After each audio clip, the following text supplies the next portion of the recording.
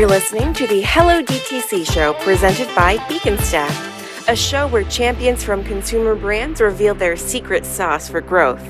This is where the best DTC stories are narrated, from one successful brand to another.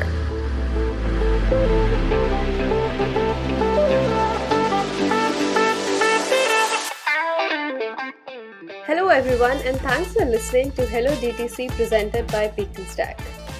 I'm Monika, Marketing Manager at Beaconstac, a solution that helps any CPG business activate a DTC channel for their business.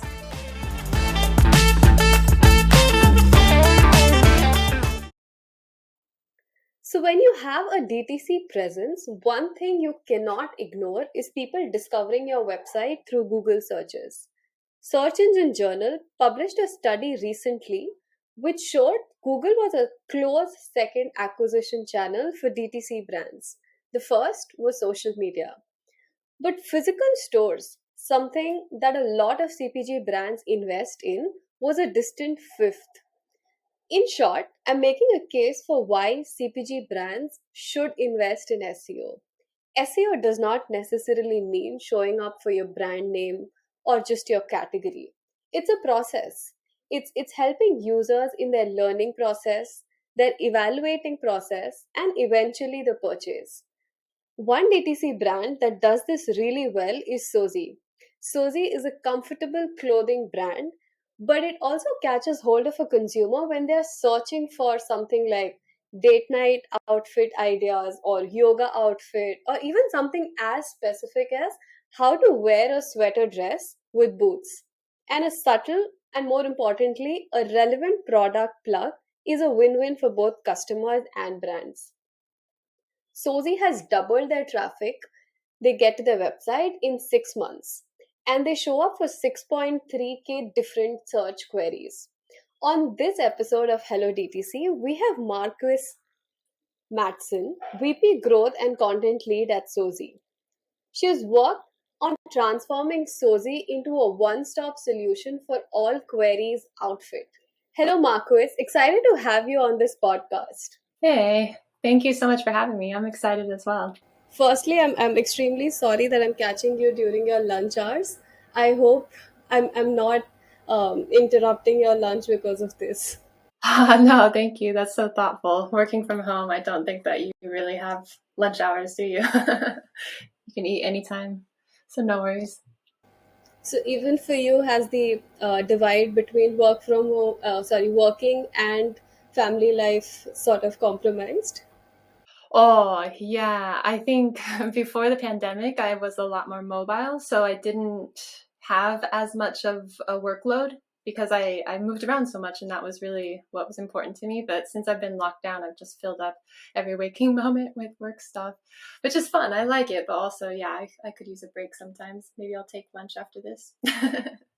Cool. So tell us more about Sosie. What does the brand stand for? What does it do best? Yeah, it's a women's clothing brand, like you mentioned, and Sosie came from a play on words, soft and cozy. So Lanai, the founder, she just was having a hard time finding underwear that fit comfortably. And so she wanted to make her own, and then realized that she's not the only woman that has that issue. So she decided to launch a brand, and then realized that underwear is not the only clothing item that is not comfortable for women. So decided to just make a whole entire clothing line. And yeah, now we don't even sell underwear at this point. It's mostly just clothing and accessories like hair scrunchies and stuff that you can wear that looks good but is actually comfortable. So it's not cutting into your sides, and it's not heavy and making you sweat because it's a weird material. Yeah, it's a beautiful brand. Also, I've noticed the website itself has a blog, which is not something that a lot of DTC brands are doing right now. And I'm curious to understand what's the goal behind having it, and what's the bigger goal the brand is trying to achieve with content and as that extension SEO. Yeah, it's a great question because it's not quite as direct as it seems. You're right. Not all e-commerce websites have a blog because it's a huge investment. Like if you don't put enough thought and strategy into it, you're just sinking a bunch of money on writers and editors and whatever. But yeah, so there's kind of two goals. One, the bigger and more stable your site is, the easier it will be to rank, right? So if we have a bunch of content that is focused on certain topics, then we can sort of uplift the whole shop and make it more accessible on Google. And then the other longer long-term goal, like within 5 to 10 years, is we kind of want to turn the blog into a sort of a media company of its own. So that way we are producing lots of content that our target audience can benefit from and enjoy and just hang out and have a good time and create a community of women that are, it's a space to be real and comfortable and not try to adhere to standards that they didn't agree to, you know? So in the long term, we want to create a media company that kind of does that for women. So does the blog serve as a medium that nurtures people, or is it more like the starting point or the top of the funnel for Sosie? So right now, it's just kind of establishing ourselves. I don't know if your listeners are familiar with Ahrefs and the way that their domain rating system works, but we were able to increase from a DR4 all the way to 30 within 6 months. So that's kind of been the focus, is just strengthening the site. And then once we reach a certain level, then we'll implement like an email acquisition. So whether we have pop-ups or some kind of opt-in that you can have mid-scroll through the blog, that's kind of the goal. So like you mentioned, top of funnel. So if people are just kind of floating around these topics, not necessarily ready to shop, then they come to our blog just searching for something random that we've written about, realize, wow, this brand is actually great. I can get 15% off my first purchase if I sign up for email. And then, then they're in, and it's usually pretty good. Our email marketing system is quite strong. So once they're in, that's it. Awesome. So you also mentioned that you've started the SEO efforts back in October 2020.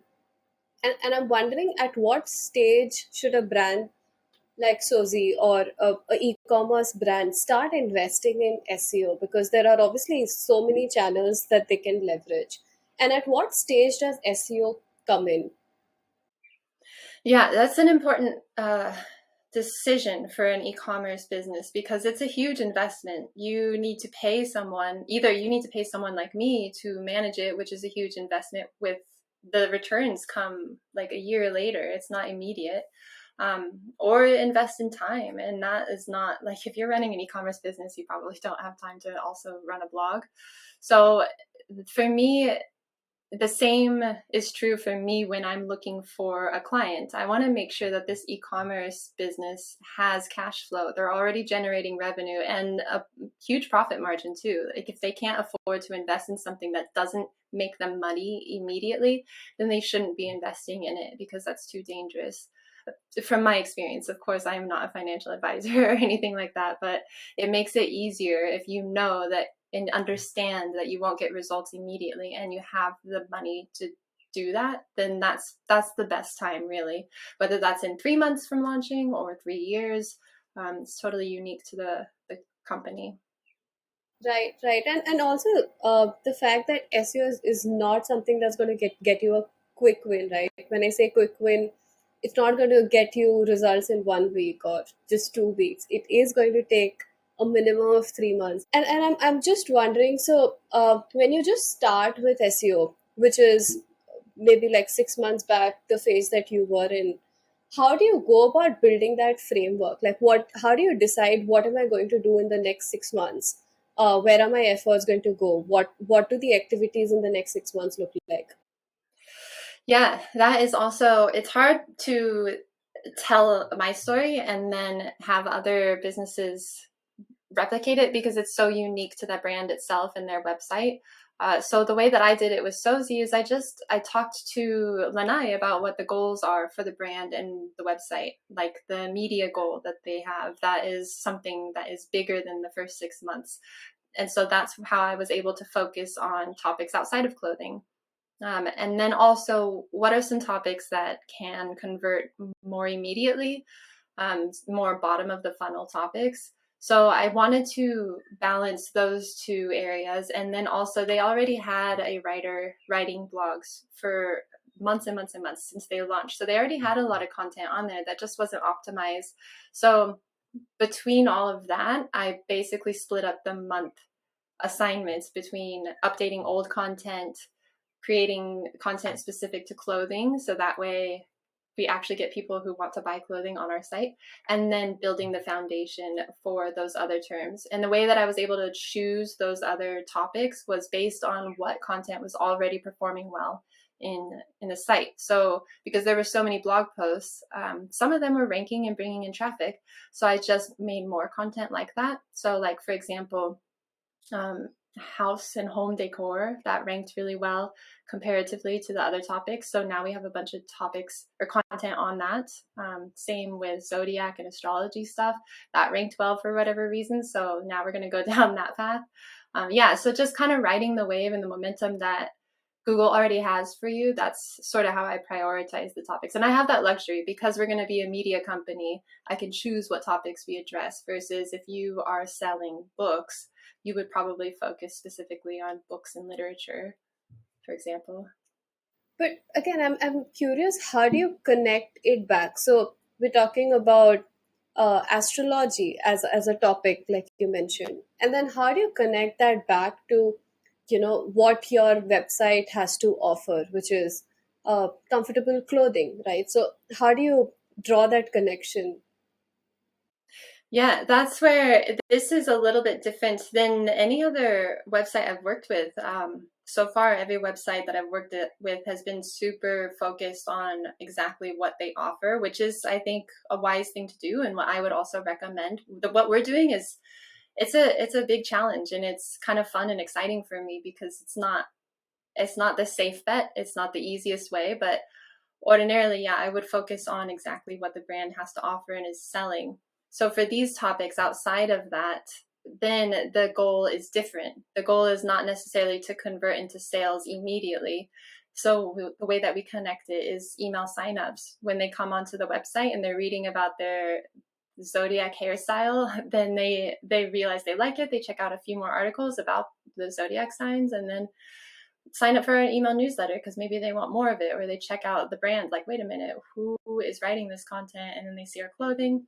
I also, in between the paragraphs in the articles, I'll slip in some product carousels so that people can kind of see what we're about without having to click over to the shop. Some other cool little widget features that just show them more about us without them having to leave the page and explore.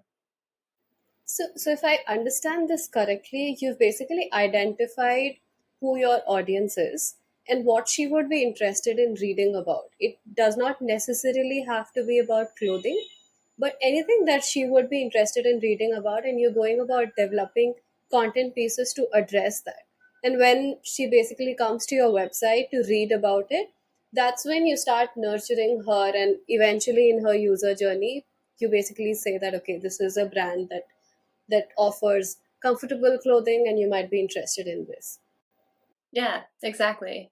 We're just trying to, it's cool because we have an ambassador program as well, and they're very involved. Many of our ambassadors are constantly engaging with our content and showing off their own clothing on their Instagrams and whatever, and writing blog posts for us. And that's kind of the same vibe that we want on the website. We want to bring that community feel into it and have guest writers that are also ambassadors on our blog.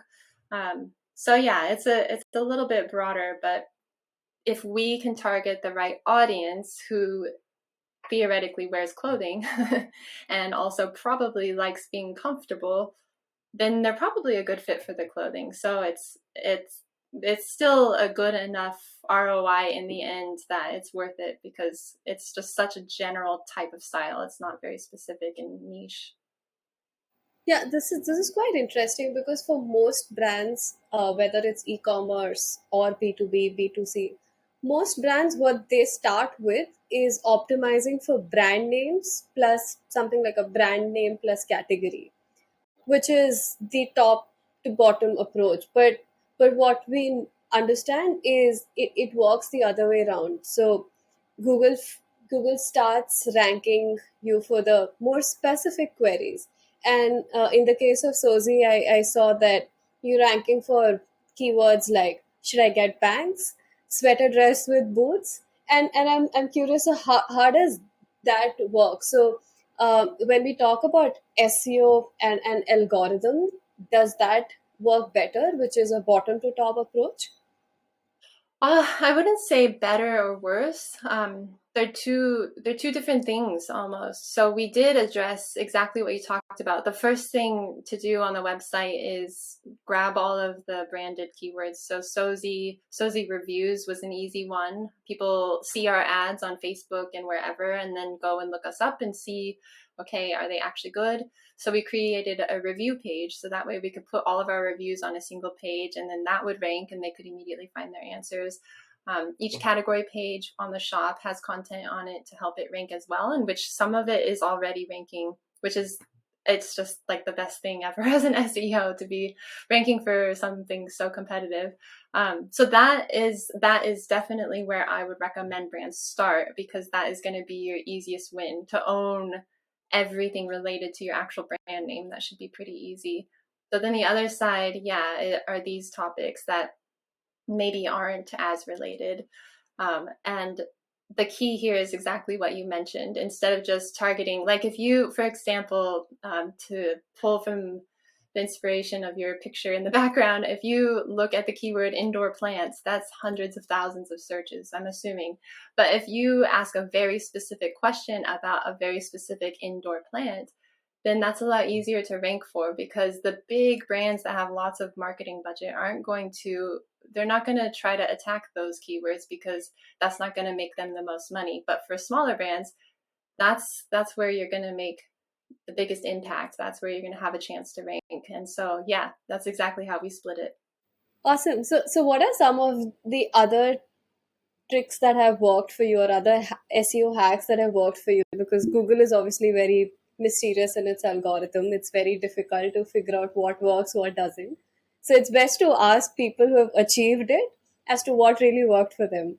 Aside from the keyword stuff, I think that how you choose your topics and writing the momentum of what's already performing well is really important, and I think underrated. A lot of people want to focus on high search volume, low keyword difficulty, and topics that are really fun and flashy, and maybe people are trending, or the topic is trending on social media. But then you're competing with big websites that have teams of people addressing this, and that's just not the same. So being strategic about long tail keywords is probably going to have the biggest impact. And the other thing that's worked for me, and Sosie in particular, is backlinks. I don't pay for backlinks, which is a really common practice. Even if it's a good backlink and you paid for it, it's still not the same as a natural one. And the reason why so many SEOs pay for backlinks is because it's so hard to get them. So I'm not totally sure if other e-commerce store owners can dedicate the time, but if you can find someone that can work with journalists and respond to journalists by giving quotes from the founder of the shop, that is also the biggest impact. So that's what I've been doing. I've just been responding to journalist requests.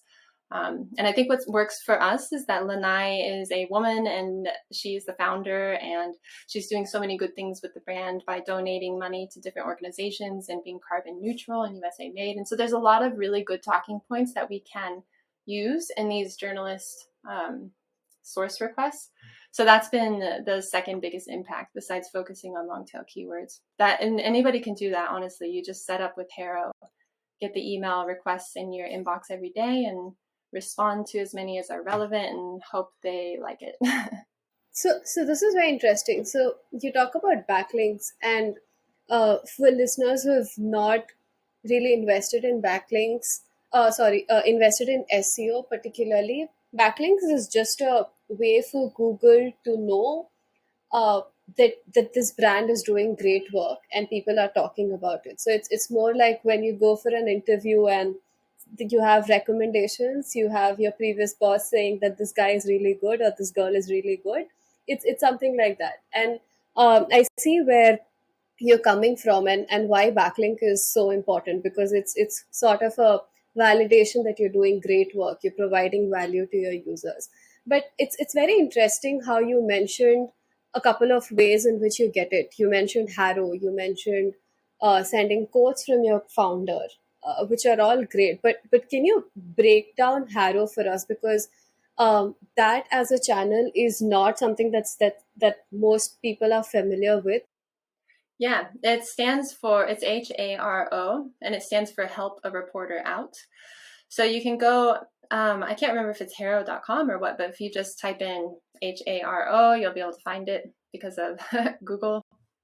And then you just sign up for what industry you're in. You indicate what industry you're in and your contact information. And then every single day you receive, a few times a day, you'll receive some requests where other journalists all over the world are putting in their requests for expert sources about whatever topic they're writing about. So the only pain is that those emails come like 3 or 4 times a day, and there are about 50 requests in them. So you do have to read the email and see if any are a good fit.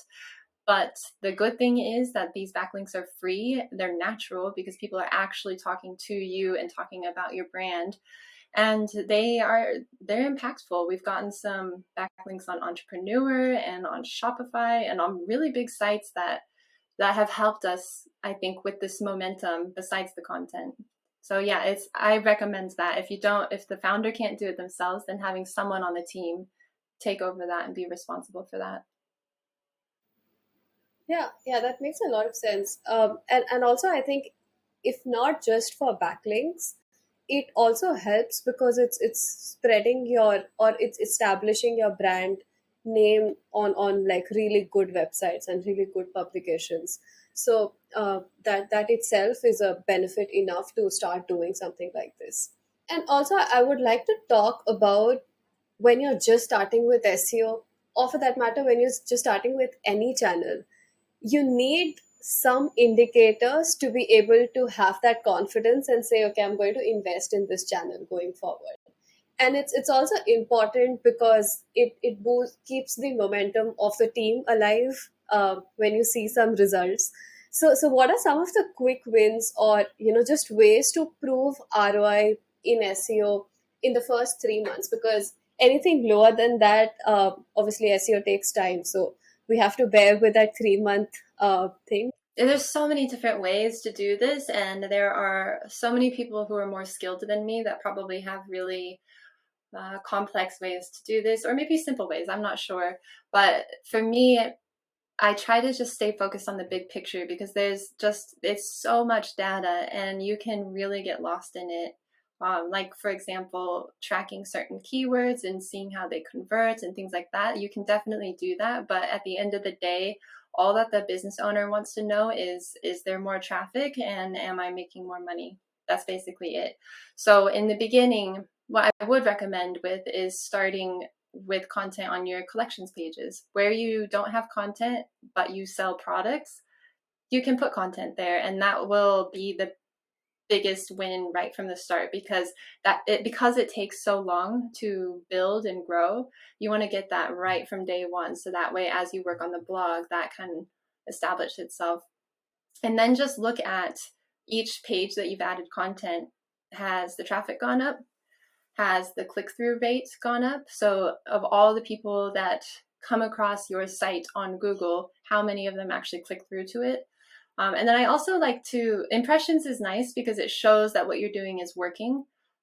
So how many people actually see your stuff on Google, whether or not they click on it, that just kind of gives you some feedback about if Google likes it. And then, yeah, I look at conversions on top of which pages are gaining in traffic after I've touched them. What are the conversions? So we measure conversions in many different ways in e-commerce, but you can focus on either purchases or you can focus on email signups, because it's kind of, if you're doing SEO, once the person gets to the site, then that's up to the conversion people if you have a big enough team, so how can you get those and convert them into whatever is important to you? So those are usually what I focus on, is traffic, impressions, and then how the conversions have been impacted depending on how you measure that. Yeah, that's a very interesting point. So you basically optimize your product pages or your category pages first so that you start to see conversions. So yeah, I definitely see the value in doing that. And I think that's a very smart way of proving ROI. Thanks a lot for doing this. This really was very insightful. Oh, thank you so much. Yeah, I've had a good time.